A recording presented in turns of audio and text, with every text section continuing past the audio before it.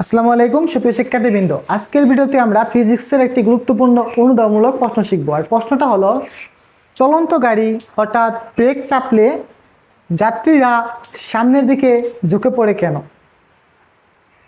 এটা তোমাদের এসএসসি পরীক্ষায় আসার মতো একটা অনুধাবনমূলক প্রশ্ন। তো চলো এই প্রশ্নটা আমরা এখন বুঝে শিখি। তো নিউটনের প্রথম সূত্র থেকে আমরা জড়তা সম্পর্কে ধারণা পাই। জড়তা, তো নিউটনের গতির প্রথম সূত্র থেকে আমরা জড়তা সম্পর্কে ধারণা পাই। তো জড়তা বলতে আসলে কি বোঝায়? একটা বস্তু যেটা স্থির ছিল সেটা কি স্থিরই থাকবে। স্থির বস্তু কি থাকবে? স্থিরই থাকবে। এটা কি স্থিরই থাকবে। এবং যে বস্তুটা গতিশীল ছিল সে বস্তু গতিশীল থাকবে। অর্থাৎ স্থির বস্তু স্থির এবং গতিশীল বস্তু গতিশীল থাকতে চাওয়ার যে প্রবণতা বা ধর্ম, সেটাই কি? জড়তা।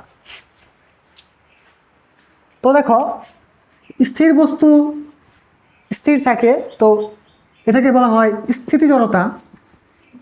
স্থিতি জড়তা, স্থিতি জড়তা কি?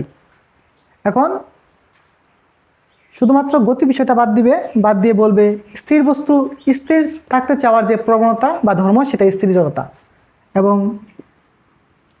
গতিশীল বস্তু যে গতিশীল থাকতে চায়, এটা হলো গতি জড়তা। গতি জড়তা। তো গতি জড়তা বিষয়টা কি? যে গতিশীল বস্তু যে গতিশীল থাকতে চায়, এই প্রবণতা বা ধর্মই গতি জড়তা। তাহলে দেখো, এখানে প্রশ্ন চলন্ত গাড়ি। তো চলন্ত গাড়িটা কেমন ছিল? গতিশীল ছিল। তো একটা কার দিলাম, এই কারটা কেমন? গতিশীল।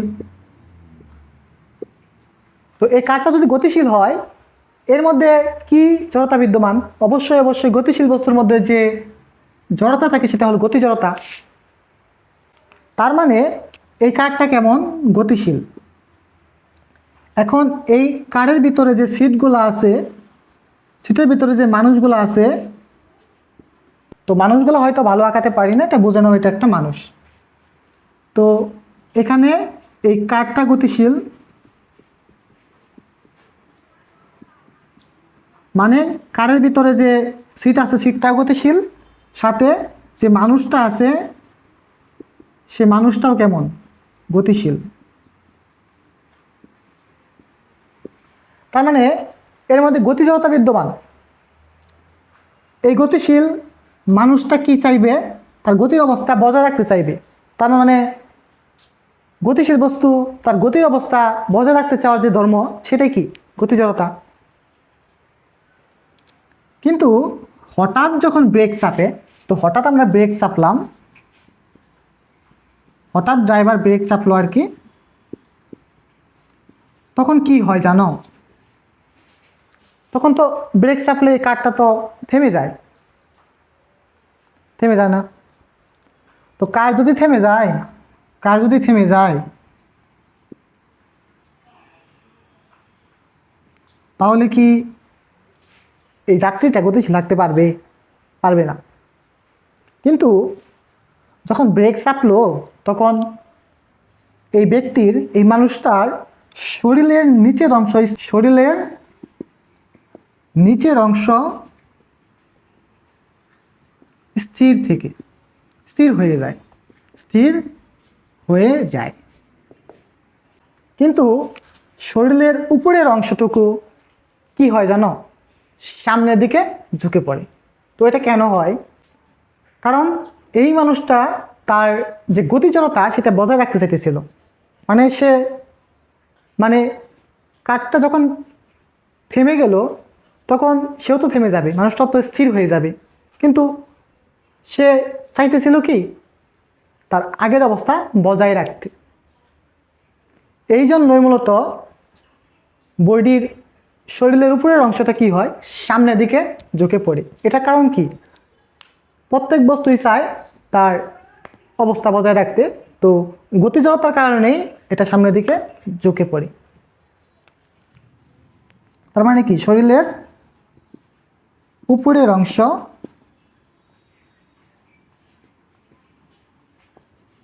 সামনের দিকে ঝুঁকে পড়ে গতি জড়তার কারণে, গতি জড়তার কারণে। তো এই বিষয়টা আমি একটু সামারি করে দিই। তো দেখো, নিউটনের গতির প্রথম সূত্র থেকে আমরা জড়তা সম্পর্কে ধারণা পাই। জড়তা মানে কি? বস্তু যে অবস্থায় আছে সেই অবস্থায় থাকতে চাওয়ার যে ধর্ম বা প্রবণতা, সেটাই জড়তা। তো বস্তু স্থির থাকতে পারে এবং গতিশীল থাকতে পারে। তো স্থির বস্তু যে স্থির থাকার যে প্রবণতা সেটা হলো স্থিতি জড়তা, আর গতিশীল বস্তু গতিশীল থাকার যে প্রবণতা সেটা কি? গতি জড়তা। এখন যখন একটা ট্রাক চলতেছিল, এটা গতিশীল ছিল, এর ভিতরে যাত্রীগুলো ছিল সেগুলো গতিশীল ছিল, তার মধ্যে এখানে কি ছিল? তার মানে এখানে গতি জড়তা বজায় ছিল। কিন্তু হঠাৎ যখন ব্রেক চাপে তখন কি হয়? বাসটা থেমে যায়, বাসের ভিতরে যাত্রী এরাও কি স্থির হয়ে যায়। কিন্তু তার যে আগে একটা গতি বজায় ছিল, ওই গতি জড়তা বজায় রাখার কারণে শরীরের নিচের অংশ স্থির হয়ে গেলেও উপরের অংশ সামনের দিকে ঝুঁকে পড়ে। তো এটা কেন হয়? গতি জড়তার কারণে। আশা করি তোমরা সম্পূর্ণ ভিডিওটি বুঝতে পেরেছো। তোমরা পরীক্ষার খাতায় কীভাবে লিখবে সেটা আমি ভিডিও শেষে দিয়ে দিব। তোমরা স্ক্রিনশট তুলে নিলে সেটা নোট করে ফেলতে পারো। সম্পূর্ণ ভিডিও দেখার জন্য অসংখ্য ধন্যবাদ। আসসালামু আলাইকুম।